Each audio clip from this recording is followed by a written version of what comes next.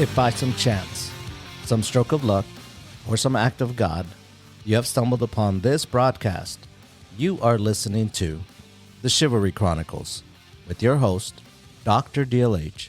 I'm a damn doctor. David. We're going to bring the tea refuse to not drink during the podcast. Yeah. And me, Jaime. They need to make podcast equipment a lot more expensive to get some of these clowns off the air. Gather around as we discuss a modern, manly approach to chivalry. So I hope you're ready, because I know we are. So let's get into it.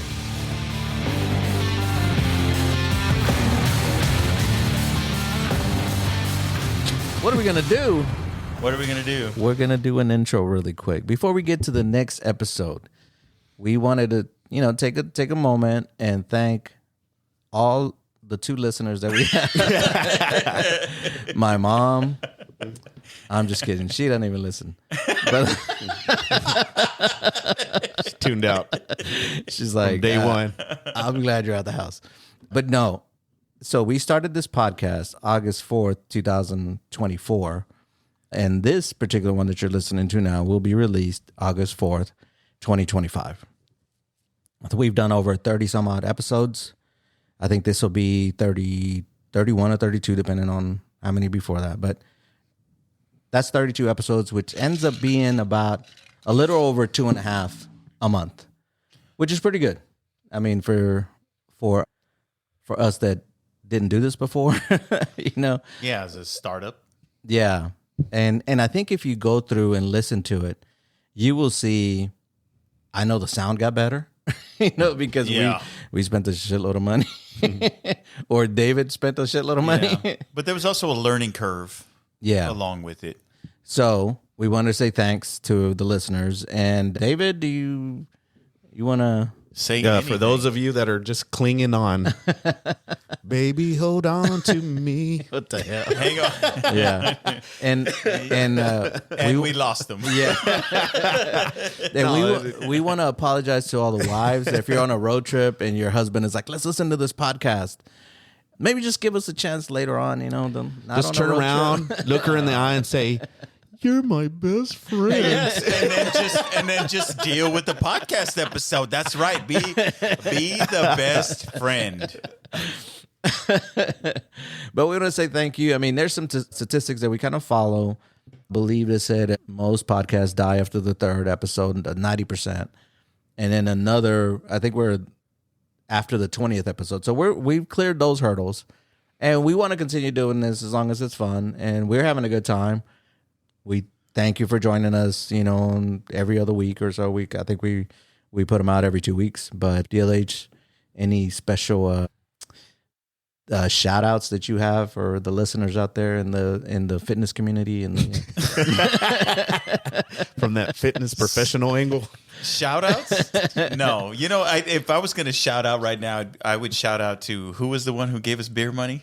Julio. That's who I'm shouting out right now. Julio, thank you we for appreciate that. you. For that yeah, round. he was. If you listen to the last episode or one of the episodes, he was one of the ahead of the curve. He was ahead of the curve. There you go. So whenever we make it, Julio's coming on. He's going to be one of the first interviews. But feel free to donate some of that beer money for us to have while we're recording an episode. And if it comes with a, I don't know, earmarked with a certain, we'll say episode title or, topic, we can find a way to explore some of that. So feel free to send that along, but requests have to come with beer money. Yeah. We're trying to make it. We're trying to make it big. So whenever I see 20 more pounds on myself, we've made it. Yeah, you're there, buddy. Damn. So yeah, I know there's a bunch of listeners that'll text me, kind of some comments, stuff like that. Keep doing that. We do take them into consideration. We do make changes if you notice. So we appreciate everyone. David, any last words? No, it's already been 4 minutes of chit chat. Come on, man. Let's move on with the episode. Cool. All right. We look forward to at least another year. Done. Of this stuff. Episode now. All right. So these guys are drinking. They're calling the cows. No. Well, usually when you have a single large cube, it rings like a cowbell. This one I have multiple smaller ice cubes. Until the cows come. Yeah. And we're back from the friendly confines of the Chivalry Studios, aka my office upstairs. So we're here, and then we're just discussing a couple of topics, and we figured we'd look at things that you were ahead of the curve, or maybe things that you didn't jump on board right off, and you were wrong. The one that I was thinking about, mostly everybody except David. David is the only person I know that does not partake in Amazon. No, I'm back on temporarily. Oh, you are? Yeah. Okay. I am back on temporarily, and I'll suspend it again. Now, Amazon, I was on board from day one. I freaking got the membership because of the free shipping. And one of the reasons I did it was because my family's in Dallas. And when we'd go up there, we'd take all these gifts. And then to me, it was just like, that just takes up a shitload of room, especially with kids and all that. And I was like, if I just buy them and mail them straight there, I don't have to carry them, and I don't even have to. Hold on here. Gift wrap. Hold on here. So that to me is not ahead of the curve. No. I was just going to get to that now. Okay. So before you go into this, that's because a lot of people weren't using Amazon. Yeah, but how? I guess my point is, so we're defining ahead of the curve, not necessarily that you started doing something before they officially made the process, right? But before it became popular, right? But how do you know that you started doing that before it became popular? Because I didn't know a lot of people that were doing it. But maybe you just don't know a lot of people. Okay. All 5 of these. Okay, so then tell me when you got. Do you have Amazon now? I do. When did you get it? No idea. 5 years ago? Long time ago. No, I've had it for years. As have I. I think I have had it maybe since before the annual price was about half what it is now. Yeah, now I think the original price was probably like $75, $60. I think it was less. I think it was around $50, $60. Now everything's getting out of hand, but that's beside the point. And to me, like I really didn't know a lot of people that were using Amazon. And that's the reason I use it. One is just the convenience of it. I mean, back then it wasn't as convenient as it is now. Now they're crazy. I can order something right now and get it tomorrow morning at 7 a.m. Okay, so now I think maybe pivoting away from Amazon, because there's a ton of people clearly that have Amazon at this point. Yeah. Is there any example of being ahead of the curve that you can think of where you have maybe more in mind rather than out loud, but saying, haha, I got on that, you didn't, and now I paid out, or whatever it is, I have it, you don't. I think the other one that we're talking about was iPods. I guess iPods came out in the early 2000s, maybe. No, it's got to be before that, no? Damn, I know we just looked it up right before this. Yeah. So anyway, like it's who had it, right? Because now you can talk to most people at Amazon. Most people have iPods now, or not anymore, right? Because they've done away with them.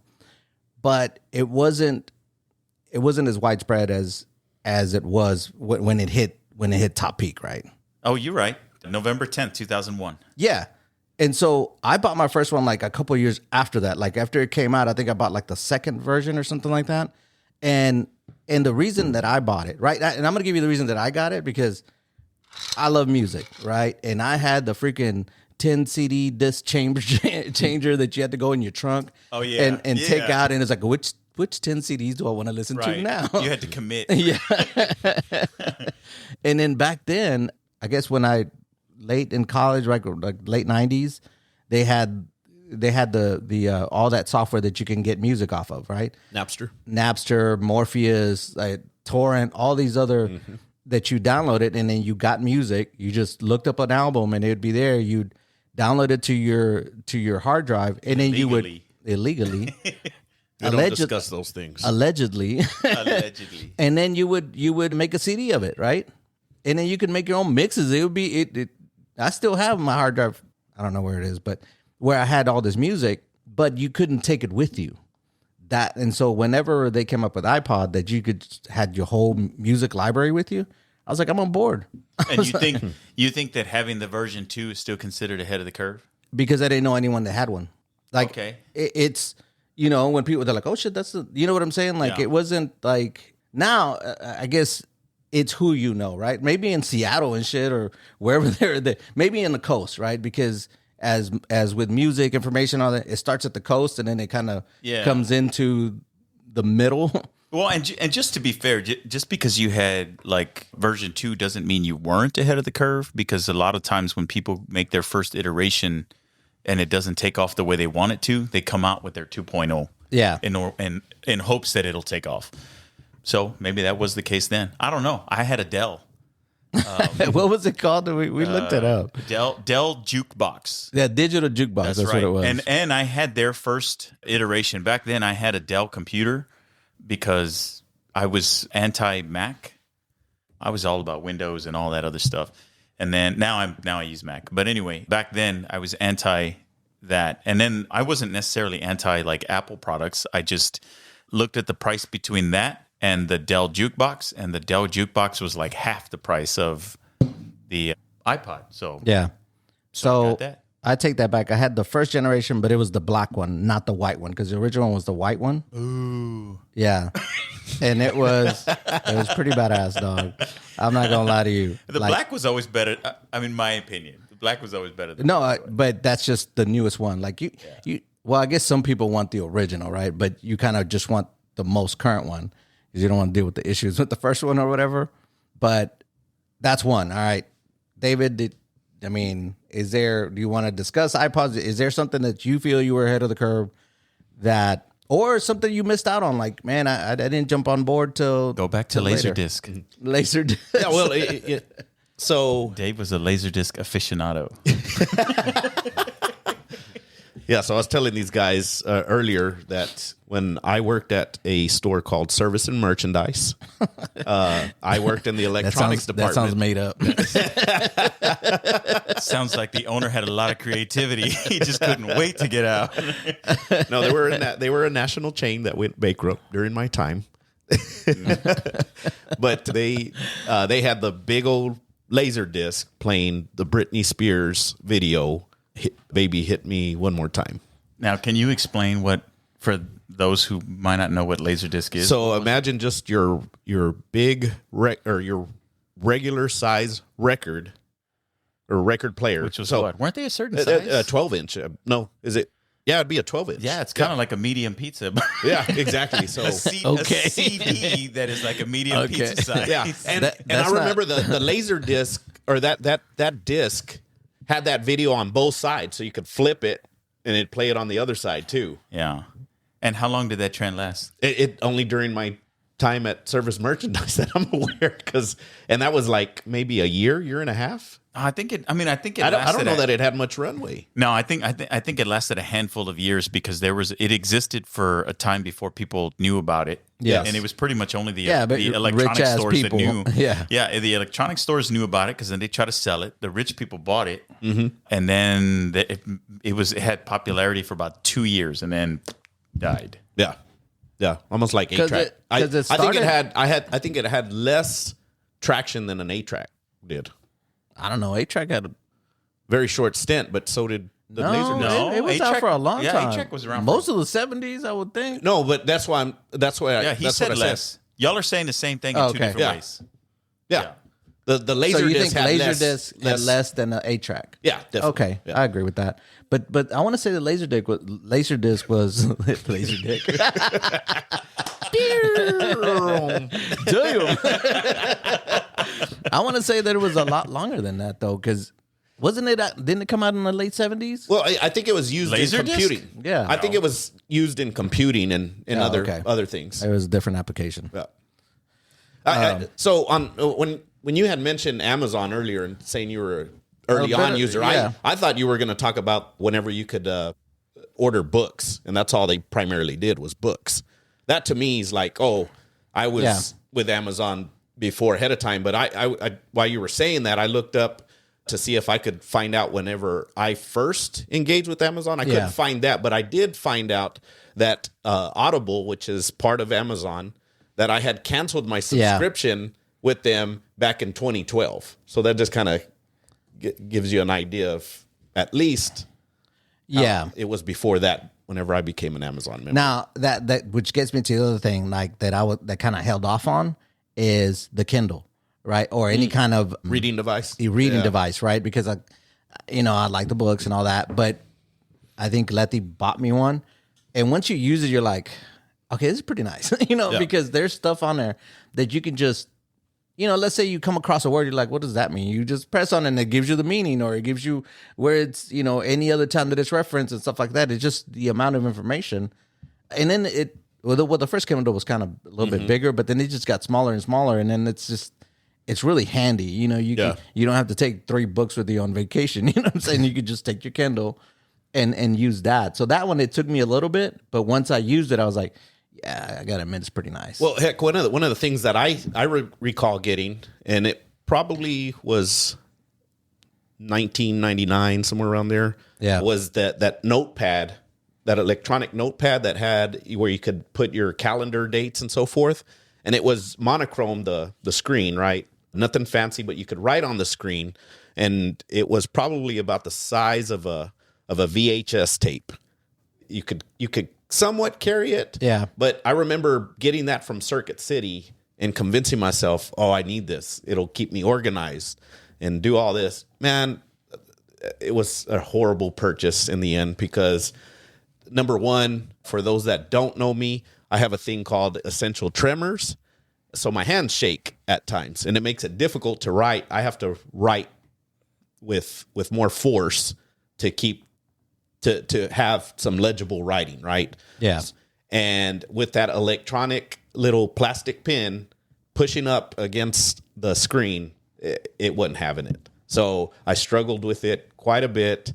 Nobody's going to walk around with essentially a VHS tape in their hand walking around. So it was kind of a crash and burn. I think I paid like $200 for it at the time, which is a lot. Yeah, that's a lot. And I was always, even when it came to Kindle, see, you had iPod, I had Dell Jukebox, you had Kindle, I had the Nook. Yeah, I remember the Nook. Yeah. The Nook, which was the Barnes & Noble version of it. Yeah. Which was less expensive. It was just as good, I think, just with limitations. I don't think that I would say any of these things for me was ahead of the curve. Every time this new technology came out, I was always interested in trying it, but I would find myself waiting for affordability reasons to see what would happen. Yeah. After your first version, is it going to become a lot less expensive? Is it going to go away? Is it going to, get better? Yeah. Whatever it is. And then ultimately I wound up with some alternate version of it, at least in those. Because even the one you're talking about, this handheld thing. I can't remember what it was called. I can't remember the PDA brand or I something had like that? either, but I had one that was like, it was more handheld. And then it had a little, like a stylus that would stick in it. Yeah, mine had the same And thing. then you would take it out and you would write on it. It was a little more handheld. I don't remember it being the size of like a VHS player, or a VHS tape, a little smaller than that. But essentially, that's all it was like a glorified calendar, right? You just carried it with you and wrote all your things in there. And some things got real tedious when you had to poke something with the damn stylus. But I think the first one I ever had, though, I had for work. I got it on, I can't even remember the job, but that was the first time I ever got it. Yeah. And it was so, I think, tedious that I was like, nah. You just get frustrated with it. Yeah. Yeah, And then that's I'd what rather happened to not me. use it paper. I was looking at that. You said you looked up your Amazon. I did too.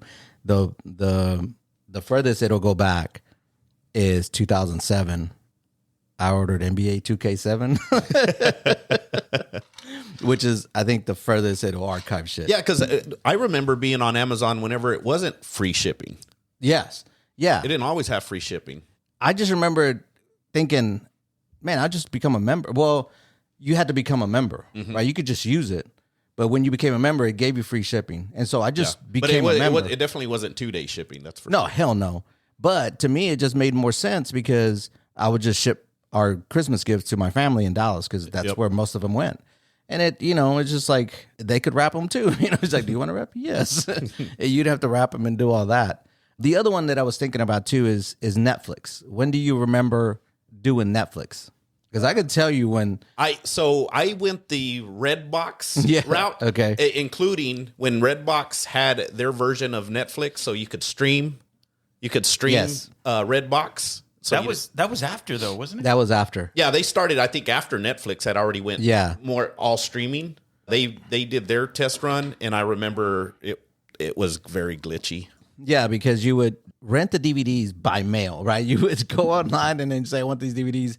And then they would mail them to you. You would watch them and then you'd have to mail them back. Well, they had that, but then they had that was own. but that was the original. Yeah. And that was in the late 90s because I remember I graduated college like in December 98. So in I want to say 99, 2000, I was in with Netflix. I love movies. And so renting them like that just made it a lot easier. Yeah.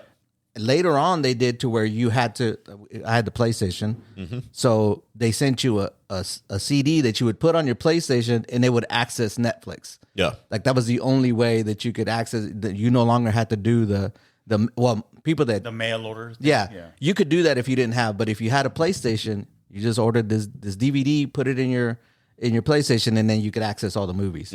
And I mean, to me, I was like, yeah, this is greatness. I don't know why.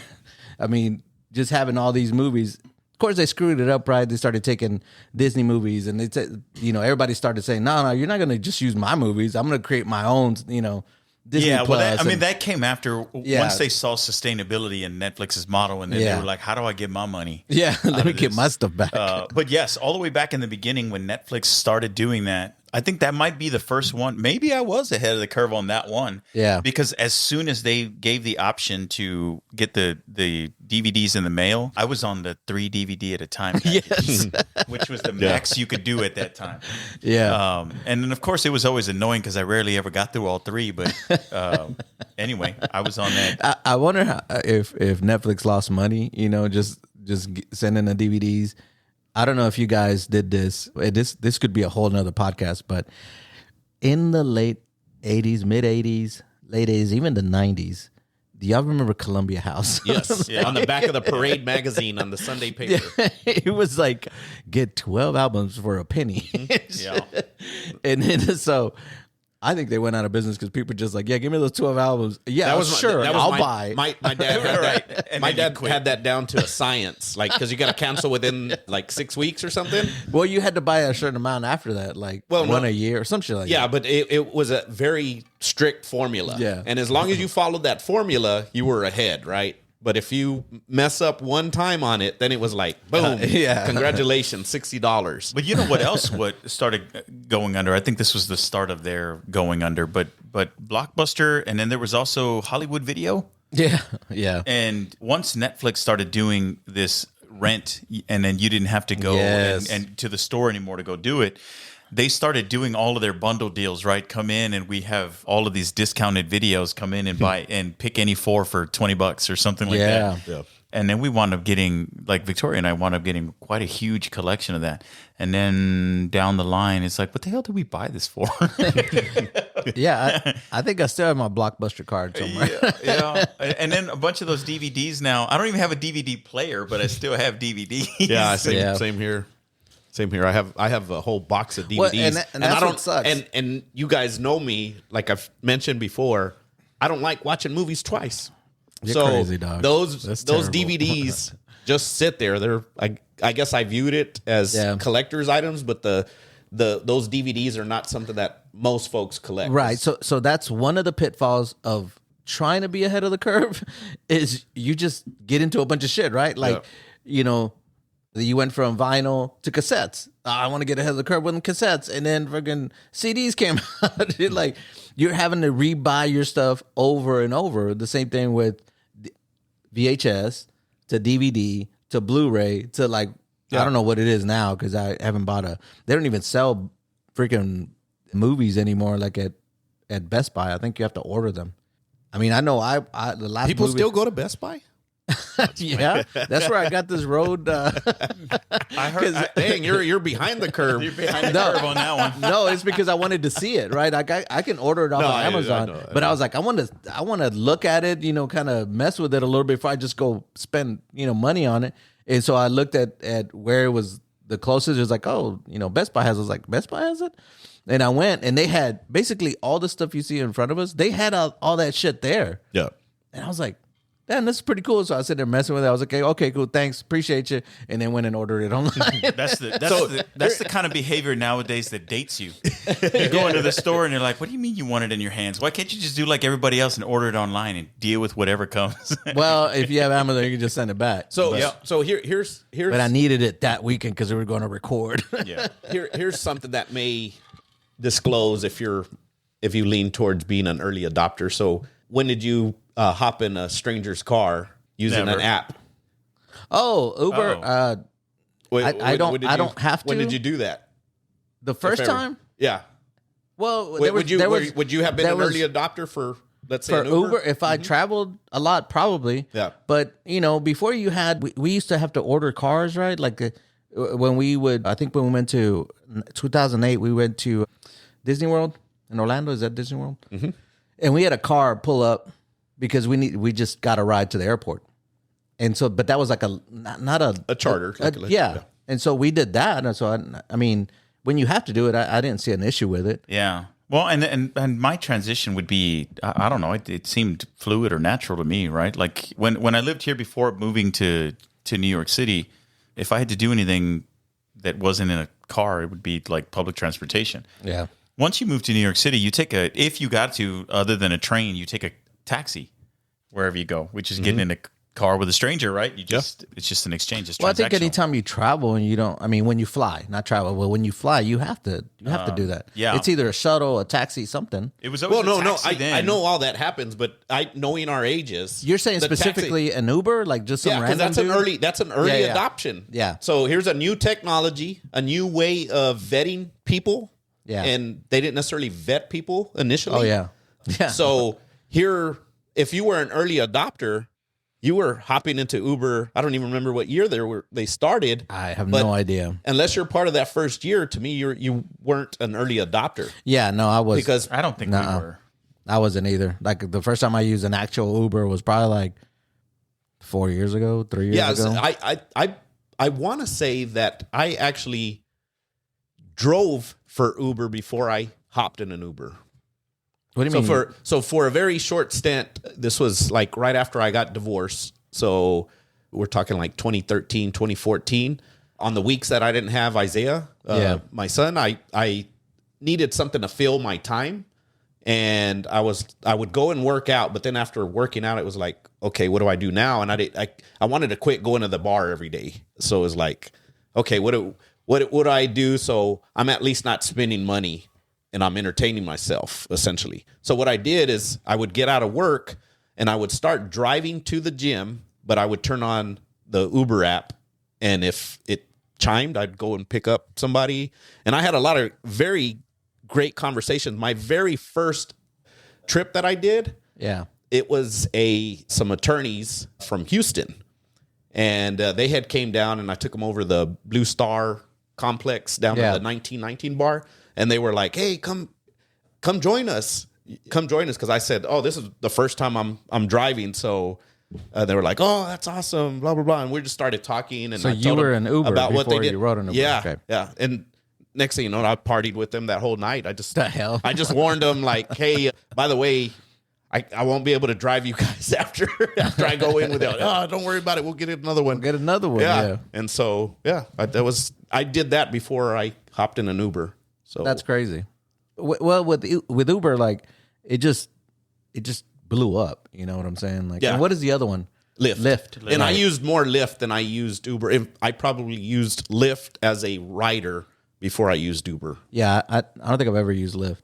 And Uber, I guess just because I'm not. Well, they're known for, like, that's the name that comes to mind. It's almost like when you're talking about an internet search. Yeah. People say Google. You know, it's just not Netscape. Yeah, they don't say Bing it. They don't say internet search it. Not they AOL. say Google. And the same thing with rideshare. Usually, I'm going to get an Uber, and some people are using Lyft, but they don't really say, "Oh, I'm going to get a Lyft." I mean, you do hear it, but it's a heck of a lot more lesser known than Uber. Yeah, I don't know. I think I have been in Ubers before, but I think I probably have more experience with all the scooters. Oh, really? Yeah. Uber, Lyft. Yeah, Bird. Lime, Bird. Now there's a new one. I mean, there's always a new one coming out, but I have all of those apps just for, I don't know, the once every 6 months I wind up riding a scooter or something like that. Yeah. Which is usually just for, my son is like, can we ride one of those? And I'm like, yeah, man, let's go ride. Yeah. Yeah. To me, there's still more a novelty than taking it serious for the intent behind it, which is transportation. I don't use it for like serious transportation. Well, I think in Texas, it's nothing more than entertainment for people. But you know what? At the time, it wasn't available when I was in New York City. It would have been really nice to have those as widely available back then. But back then, the only thing we could find, which was in certain places, was like, I think it was Chase Bank. Who had the City Bike kind of? Yeah, they would have a bank. I think it was of Citibank, bikes. actually. Was it? You may be right on. I can't remember, but it was a large bank that sponsored that, so they basically underwrote the project. Yes, but so you had to go to this plastered one the place, and names. there were all the bike stalls right there, and you would just take a bike. Yeah. You'd have to pay for it, whatever, but you take the bike wherever and bring it back. You know what really sucks? Hopefully, this doesn't go too much off topic here, but Off topic. yeah, Too late. yeah. You remember Beverly Hills Cop, where whenever he goes to Hollywood and he's able just to hop in all these random cars, and why haven't we evolved to that? Where you just pick a car off at the street and you just take off in it. I don't know, because people. And I wonder if that really even happened. Like, I never got to really experience if there's some truth behind that. That would be an early adopter. Well, nowadays, nobody falls for a banana in their tailpipe. Don't ever fall for that. So you were saying you were an Uber driver. One day, my wife and her girlfriend were gonna go to a concert, right? Mm-hmm. And her girlfriend had surgery or something wrong with her, so she was on crutches, right? And I said, and it was in Austin, and I told her this. I said, you know what? Why don't y'all call them and see if y'all can get some kind of special, like entrance and stuff? Because cripple package? Yeah, and see if they'll. And she called them like, oh yeah, just come over to the side and then we'll help you get to your seat because, it's accessible, right? Yeah. It's almost like ADA stuff. And I was like, cool. So I'll just drive y'all, and then I'll just go hang out with a bro. I'll call a bro in Austin. I'll go have dinner with him, and then just tell me when y'all ready, and I'll come pick you up. So I was kind of her Uber, right? But anyway, I'm sitting there. I dropped her off, and then I go have dinner, and I come back, and I park in the same spot because it's like, just be here, and then we'll bring her out. Because they put her in a wheelchair. It was kind of funny but they did everything, right? Yeah. They were very accommodating. And so I'm sitting there, right? Just parked, and I'm at the front of the line, right? Just because I got there so early, and I'm just sitting there, and then my door opens and closes.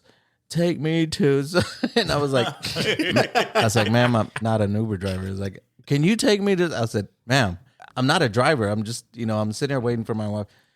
You're not gonna take me. So it just became this whole thing. That she was so drunk. I finally had to be like, ma'am, I'm not an Uber driver. She's like, oh, okay, I'm sorry. So she gets out and gets in the next car, and that happened to be an Uber driver. I had the same thing happen with me. So this is already, because I only drove for Uber I think it lasted maybe 3 months. And it was nothing serious. I probably had maybe 10, 15 rides, something like that. Anyways, I went to Hector's friend's house. Hector, our bro, he had a friend, and he was like, oh yeah, let's go hang out at Nate's house. And we're there at his apartment. And then later that night, he was like, hey, I'm gonna go get my brother, and I'll meet you at such and such place. And I said, all right, I'll take Nate.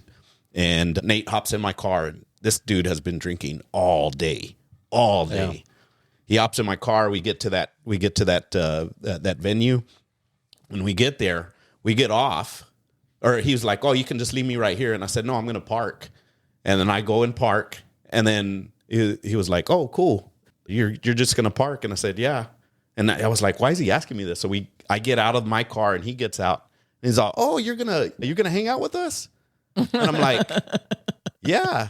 And he was as he's saying this, he's pulling out like $20 to give me a tip. And I'm like, what is this? And he's I'm just paying you. I'll pay through the app too. And I'm like, what the heck are you talking about, Nate? I was at your house all day. I I've been at your house. And he like snapped out of it and he goes, oh, I'm sorry. Man, we went inside that sports bar and he ordered nachos. He ate them and then he just kind of like passed out. So by the time Hector got there, I was like, man, this fool thinks I was his Uber driver. Terrible. All right, probably that'll be get back $20. All right, let's go to the next one. Early adoption. HDTVs. When do you remember getting one? Were you early at like let's go for it, or did you wait a while? I don't have one. I have a tube television. Like that one right there. It uses a motor that you propel with your right hand. Kids have freaking like what were those old motion pictures? Twirl the side with a little crank. And you could see in there all the three different color guns. Shoot, I don't know. I don't remember the first time. When did they? I think they became popular in the early 2000s because you're talking about even HDTV, but the fat TVs, right? The one that Or first are you talking one about whenever they got? No. Screen. They were not slim. No, slim. The first one that I got, still a tube. The front was flat, but it went back. Yeah. Quite a ways. I would say about 3.5 feet. I mean, they were still big, but there was an HD TV. I know I was still living with my folks whenever I purchased it was a flat screen TV, so it didn't have the oval kind of shape to it, and it was HD TV. I think it was, but it would have been like 1997. I want to say I think I was like at service. Are you sure it was HDTV? I don't think so. I don't think they had. They had the flat. They had a flat screen. It was just TV. flat screen, but it was. It was probably just flat screen. Okay, maybe that's what it was. Because that TV still works because those parents TVs back in on. the day, if you went outside of a certain angle, you could no longer see the screen. Yeah, because that had to be. It was for sure. Well, it's because they had that protective screen, dog. The protective screen was very necessary because all the damn kids would throw a ball, crack the screen, and that was expensive to replace. Because I was telling y'all, like my wife. So we got pregnant about that time, and so it was the first Christmas that we were without kids, right?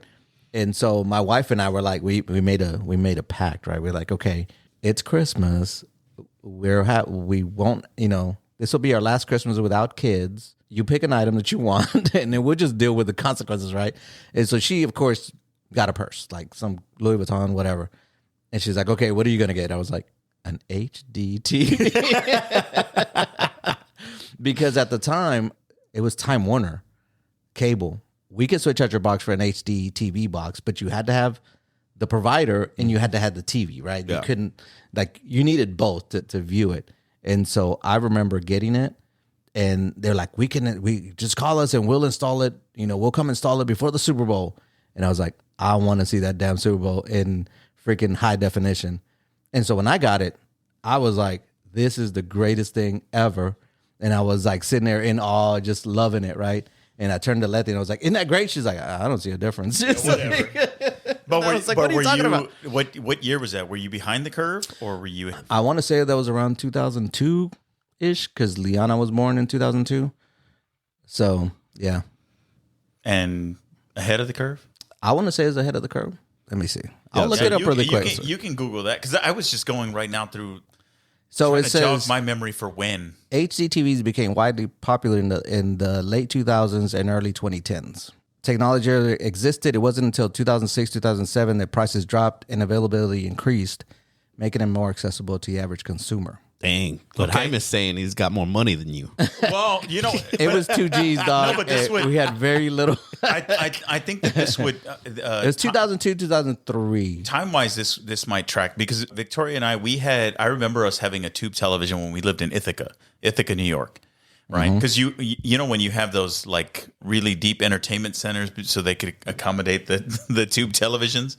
But then when we moved to Manhattan, I remember then just having a TV stand, and that was where we had our first like flat screen. They were still fairly thick, but I mean, we're talking like 6 to 8 inches thick as opposed to 22. Right. Yeah. So that would have been the first one, and that was in 2003. Yeah. Yeah, this was I want to say it was like a 40-inch HDTV, and the great thing about that TV is that it had picture-in-picture, but it split the screen in half. Damn, he definitely had more money than me. Because And bro, let me tell you, it was so awesome because I could be watching something and Letty could be watching something else, or I could be playing Madden and Letty could be watching TV. On a 40-inch screen TV, though? Yes. That's Hey, man, hard to view. You did a lot with a little back then. No, because we had a 32 well, inch. You just said You guys just are said, sitting like 6 feet back from no. the TV? I mean, 40 inch was pretty big back in the day. You just said like an 80 inch, which I get, but 40 inch, dude, it was hard to fathom. They were old school with hard two to fathom. recliners side by side with Bro. with a small side It was table in no, it was a between. room probably this big. The TV was right there. We're back here, and so I'd play Madden. I'd sit in there playing Madden, and she'd watch whatever show she's watching, and I would just On give the her. same TV. Hey, bro, that's right. That's why you're already using readers. That would be right. That would be distracting No, why? because there are two things on the same screen at the same time. Yeah, but you focus on this screen. No, I can't do it. That's why. That's why I wound up watching a lot of chick stuff. Don't blame that on Victoria. No, it's her. What he's not saying is she wasn't home during the Oh, honey, I didn't know you were coming in. It's my fault because I Let me change it to the because Super Bowl. I let her play Couch Commando, so she had the remote all the time. That's my fault. Yeah. That's my fault. She's No, my it was best awesome. friend. That's the only TV that would do that, and I've not seen another TV that splits it in half.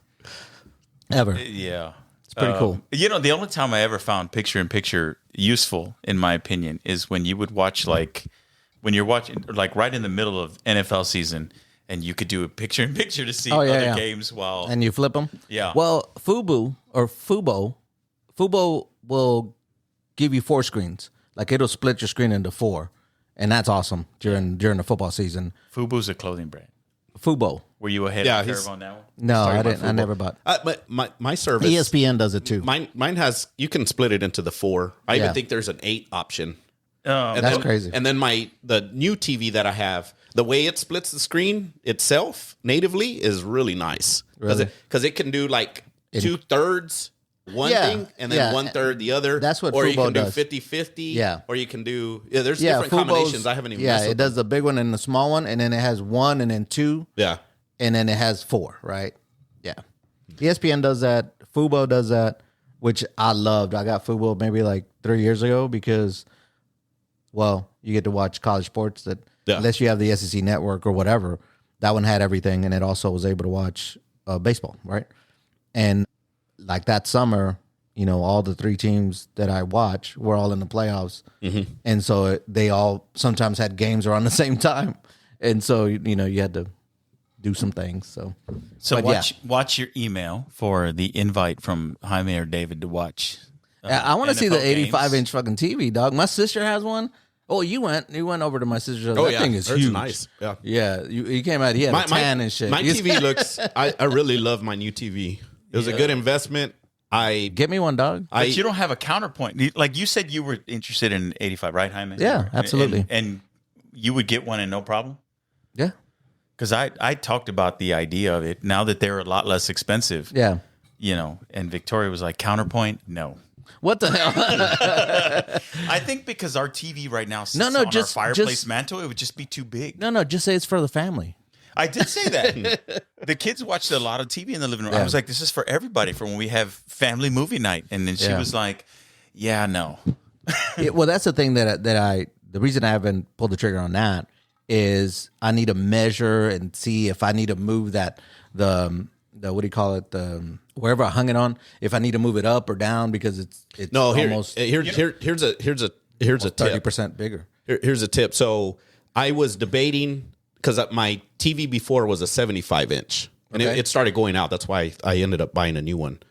But I took a picture of the wall, Yeah. and I asked ChatGPT to visualize what TV screen, what size would fit best. Oh, but you could just measure it. You could just ma- No, yeah, but It's diagonal. no, what it does, Let's talk about manliness versus over reliance on artificial intelligence. What it does versus what your measurements don't do is then it will do a mock-up so you can see what that looks like. I'll see with the Amazon- measurement. Amazon does that. Yeah, I mean a lot of places do that. Amazon does do that where you can just live do it. In your room. Essentially using AI. Mm-hmm. Yeah, but I've never used it. I just go take my tape measure, and then I was like, okay, that'll work. Yeah. And just Because you convince should- yourself of that. Because you should be After sitting the at fact. least 16 feet away if you're going to have an 80. Yeah, that's the thing too. Is like you got to be far enough away. Yeah, and it's got to be eye level too. You want it to be eye level.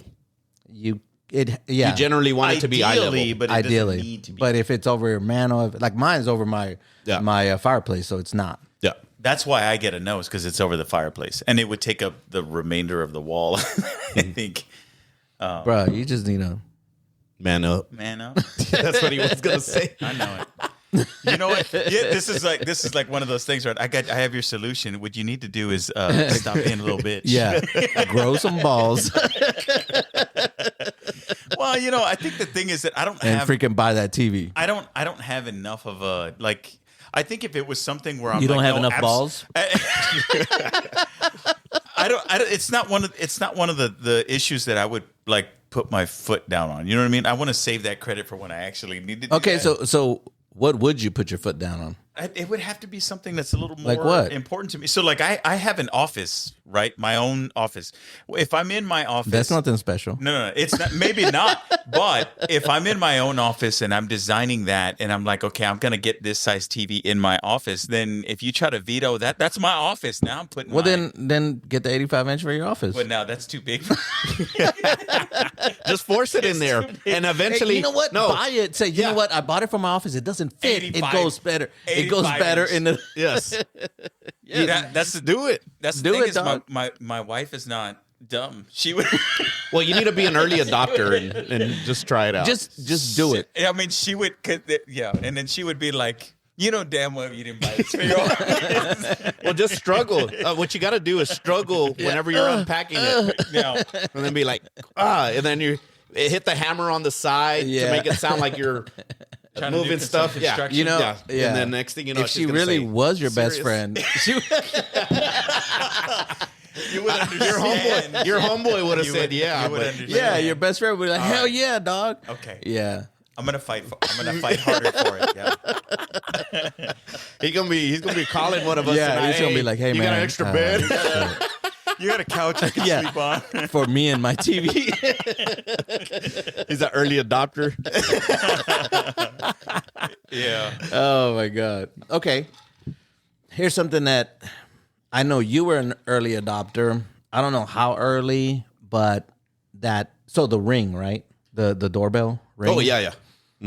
I loved it, right? Yeah. But in my house, it didn't fit the way it's supposed to fit because my doorbell faces the other. We have like a little bit of it's inset. The door is inset. Yeah. And so the doorbell is on the side, so it would shoot the other side of the wall. It's like, that doesn't make any sense. So I had been looking for a camera that fits on the door. Yeah.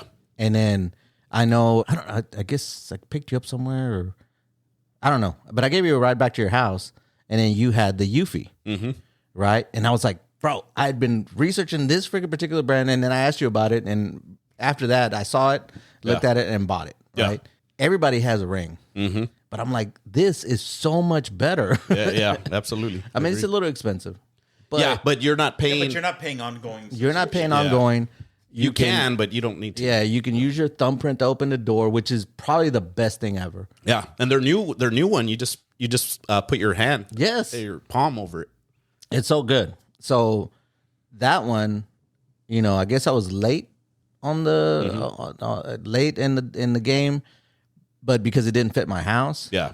And also I really hated the subscription for the Ring. That's what pushed Right. me away from Ring. Yeah. Because beyond the subscription thing, I remember calling them. I was having trouble. So the Ring would go off, right? And it's like, okay, let me see what's up. Somebody just rang my doorbell. Let me see what's up. And I would click to see who's at the door, but it just wouldn't connect. And it was doing it so much. And then when I called them and asked, they said, well, if you have a subscription, we'll upload that video so it'll be on demand. I'm like, I don't want it on demand means whenever I click it, it should show up. And they're like, well, yeah, it'll go to the cloud so you'll have it. I don't need it 15 minutes later just because I can see it at that point makes 0 sense. And they were like, well, we can. They even tried to offer me a discount. They were going to give me a discount for like the first 3 months. And I was like, no, I'm not doing this. So I think that's what got me to look into. I think the other thing alternatives. that got me, because I had the Ring, and the front door was fine, and I paid the subscription, and it was fine. Mm-hmm. And then when I decided to get one for the back door, they charge you the same, whatever the $50 subscription fee is. Yep. It's not like pay another $3 or $5 or whatever. No, it's not a package You pay deal or the something. It's whole jumping. other fee. Yeah. For Whether the you have second 15, door. now if you have 15 cameras, it doesn't matter. But for 2 cameras, we're going to do this massive jump. Yeah, it goes Which from makes $50 to zero sense. $100 in subscription. I'm like, you're crazy. Yeah. So it was after I saw Jaime's. And I don't even care if I got Eufy- Jaime money for that. I'm not paying it. this Eufy thing. Yeah, and then I it's was so like, great. oh, what is this? And then when I saw yours, I bought it. Yeah, it was great. And So I was an that's early what I adopter. use. No, you were Yeah. because I came across that one and okay, I'm going to tell you the reason I was like I need to pull the trigger on this, and I think I had said this on the other podcast. My freaking kids Yeah, I remember. lose the damn keys to the house. They've lost throughout high school and middle school. I would give them a key. This is the key to the house. Where's your key? I don't know. Like what the? I within probably like 5 miles of my house, there's probably like 30 keys out there. Could you imagine if you did that as a latchkey kid? I lost my key, Oh my god, and you don't have a phone to call nobody. You're just gonna be outside on the porch or in the front bro! yard. And then the other thing, we had the hideaway key too. I learned And how to then- break into my house as an elementary kid through the sliding door. Yeah. Getting a hanger and sliding it under the bottom Oh, and yeah. twisting it, and then just Yeah. pop out the little lever. Yeah, that to me was perfect because they just use their thumb and then they get in and it's no big deal. Now we're not sponsored by, We're not. but we should be.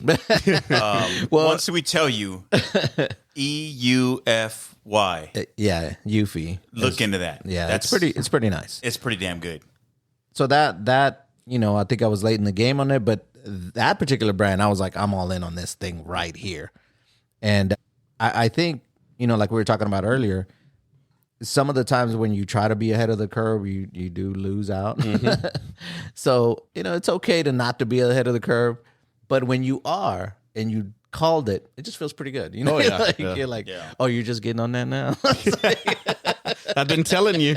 I've been telling you. Have you been ahead of the curve and lost on something? Oh, a bunch of stuff. Yeah. Like, I bought give me one. Just give me I bought a rowing machine. I can't even remember what it's called. I have it underneath my bed, but it's pretty cool in the sense that it mimics like a nice water rowing machine, like the ones that you guys have at your gym. Yeah. Like it mimics that kind of pull really well, but it's a small cube, and you can change out that cube to then put it over your door and do different types of exercise. Like you can do a boatload of exercises with this one cube, right? But I did it through a Kickstarter, and I remember I ordered it one night. I kept seeing ads or whatever on Kickstarter for it, and then I pulled the trigger on this machine, and that was in the fall. It was September. I did not get that machine until August of the following year. Damn. And then once they sent it, maybe a month after that, they were like, it was during the whenever 2020 timeframe. So now the ships are having a hard time docking, and the cost just went substantial. Yeah. And that's what did them over. They were like, we're done. So this is what we have in the US. We're selling it at a discount if you want it. And that was it for them. Otherwise, their firmware on that cube. So I can leverage it and do everything that it's intended to do, but it doesn't have the enhancements that were going to come with firmware updates and such. Jaime, what you got? Oh, so when I was it was like the second company that I worked at. It was another engineer, but he was super into IT stuff. So he handled IT, everything for the office. He would build the computers. He would come and fix whatever was wrong. But he was a PE. He was an engineer. Now, this dude used to get flown out to like Seattle and stuff like, because he was what do you call those people that test A tester? No, well, it is a tester, but it's A beta tester. a beta tester. Oh, yeah. And so whenever he'd go, they would just give him a bunch of the swag or whatever. Mm-hmm. He came back and he had a pocket PC, which was like a little computer that was probably like 2 to 2.5 inches thick, and that was like it basically had everything that you could do Windows and Excel and all this stuff on that little pocket PC. And I was like, that's pretty awesome. And so I bought it. He sold it to me for whatever, right? And I was like, oh, I'll take it. Done. And so I'm messing with it, right? And I was like, this is greatness, right? Because you could check your email. It was just a bunch of cool stuff that you could do. Of course, then they came out with the phone, right? Yeah, so BlackBerry took it. BlackBerry, and like in the late 2000s, right? 2009, 2010. So, I mean, I had that thing for maybe a couple of years where it was like awesome, and then it just kind of went by the wayside. Because it was just like, why are you carrying that big old thing? But I was like, it's kind of cool because it's like, no, it's not. I think if you're gonna fail being an early adopter, you're probably getting something like on a Kickstarter type platform. Yeah. That's where you're going to see a lot of that stuff where it's hit or miss. Yeah, the other thing is we bought Joaquin because we've always done PlayStation, and then later on we bought Xbox. But PlayStation had this; it was a portable. Basically, it was like the Game Boy essentially. Yeah, it was version. A PS Vista. Yeah, I remember that. And I was like, man, this is really neat because the graphics are great, and then you could, if the PS2 was on, he could be playing that upstairs. Yeah, and I was like, well, then you don't have to take up the whole TV. You can just play this upstairs, and I thought it would be more of a market for it, but it wasn't because of the Game Boy and all that. Mm-hmm. Those were great. Yeah. And this was the PlayStation version, and it just didn't. Yeah, it fell flat. Yeah, it didn't move anything. The Sega Genesis. That's PlayStation, sir. Sega Genesis is PlayStation? Yeah, they became PlayStation. Yeah, but the one with the disc, there was. Yeah, that's Sony. Yeah, I guess it is. I didn't ever think of that. So it was Sega was Sony? Yeah, so Sega Genesis, and then they came out with PlayStation 1, and then they just continued. Back then, when we were kids, I had some off-brand video game system. It wasn't even that fancy. He had the cube and shit. No, like this was back when. Okay, so if you think, let's say we transitioned from Atari to Nintendo, there was another company that clearly didn't make it that had a video gaming system, and whatever that was, we had that. Yeah. And it didn't last very long at all, that one. So that one, I don't know if that would be ahead of the curve or just like everything else. I'm looking out for the financial piece. Well, heck, the only reason why I got, because my dad was into Atari, so we had Atari. We had a crap load of games for Atari. Yeah, we had Atari. When it came to Nintendo and the PlayStation 1, the only reason why we ended up with it is because with the Nintendo, there was some random guy that was driving by our house. He probably had stole the Nintendo system. And he's like, hey, do you guys want to buy a Nintendo for $40? That's a good way to come across it. Yeah, and then my dad's like, yeah, here you go. So that's how I ended up with a Nintendo. I couldn't ask to buy a game because I didn't have the money for it. And my dad was like, I'm not buying that stupid shit and blah, blah, blah. And then the same thing with the PlayStation. It was basically where we go to eat at a restaurant, and this guy, as we're walking out, is like, hey, I got a PlayStation. I'm trying to offload it. It's got 6 games. And that's how we ended up with the PlayStation. This reminded me a little bit of if we're talking about behind the curve and ahead of the curve, this was my son's perspective, right? We get into a point where he wants video games. And at the long time ago, if we go all the way back to when I was in New York City, very beginning, starting graduate school, I believe that the Nintendo Wii came out in like 2007. Yeah. I bought the first iteration. I got it too. And I got some other games to get Victoria convinced to play it or whatever. So we did all that. We had it and we played it for a couple of years. And then once my son was born, it essentially went into like storage. Yeah. It stayed in storage. And then when then we flash forward a handful of years, and when he and his friends start talking about video games, he was like, I want to play video games. And I was like, this is as far as I'm willing to go. And I busted out that Wii, and it still worked. Yeah. And so that was all he knew all the way until the damn pandemic. And then once the pandemic hit, all his friends were on like Nintendo Switch. And we were like, fine, if you got to have an online component, and that's when we got the Nintendo Switch. Yeah, we had the Wii, and we had a cracked one where it had, I don't know, billion games on it. It still works though, and it's almost 20 years I think old. ours is in the box somewhere. Yeah, I have a Wii U. Yeah. The Wii, I had it, but I think we got rid of it. But the Wii U I have, and it's in pretty good condition. Isaiah took it out one time about a year or so ago because I don't know how he heard about it. I think he saw some video on YouTube. And then he's like, Dad, you remember that Wii U? You still got it? I was like, yeah, I got it in a box. Yeah. Mine still work. Yeah, it's still good. I'm waiting to offload that for some good money. Yeah. I'm trying to collect that Jaime money. I don't know. Yeah. We ain't got Jaime money. I know. I'm trying to collect. I got to find buyers like Jaime. I don't have Jaime money.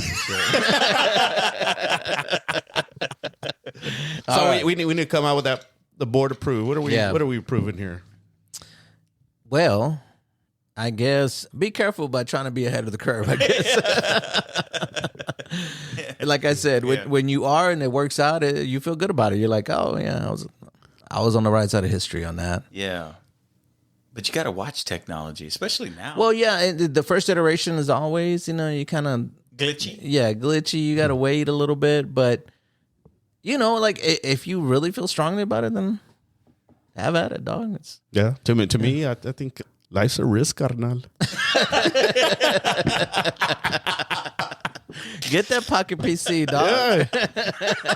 You take risks, but do it responsibly. You don't want to end up losing. Man, screw that. Do it. Go all the way. Get all that shit. Then you die. There you go. You do you, boo. Be ahead of the curve. Board approved.